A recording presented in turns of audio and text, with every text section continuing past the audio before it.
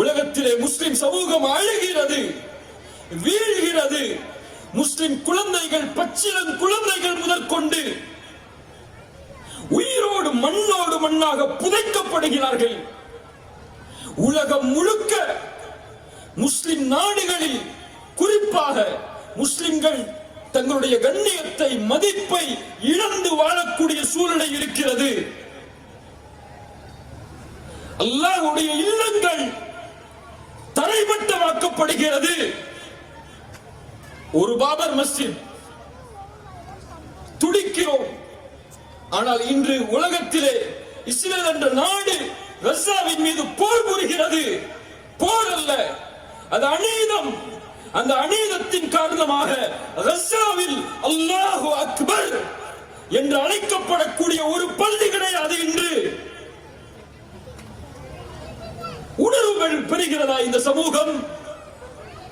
ஈமானை பலப்படுத்துகிறதா இந்த சமூகம்?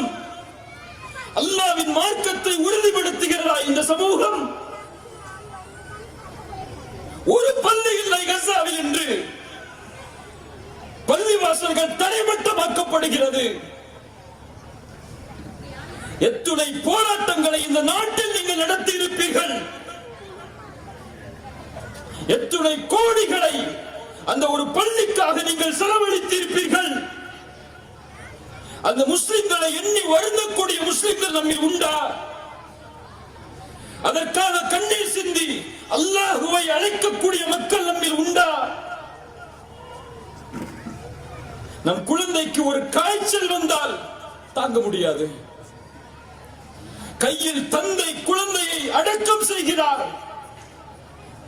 படுகொலை செய்யப்பட்ட குழந்தையை, மண்ணில் புதைக்கப்பட்ட குழந்தையை,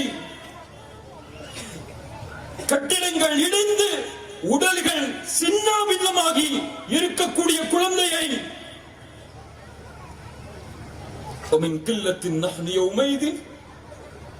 உரசி பாருங்கள் இந்த ஹதீஸை. அந்த நாளில் நாங்கள் குறைவாக இருப்போமா? உலகில் முஸ்லிம்கள் இல்லையா?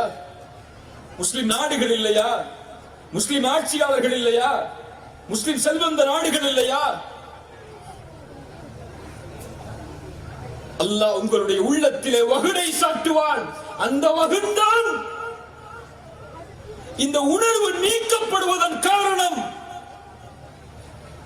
அந்த வகுந்தான் இந்த உலகத்திலே, உலக இன்பங்களிலே நீங்கள் மூழ்குவதற்கு காரணம்.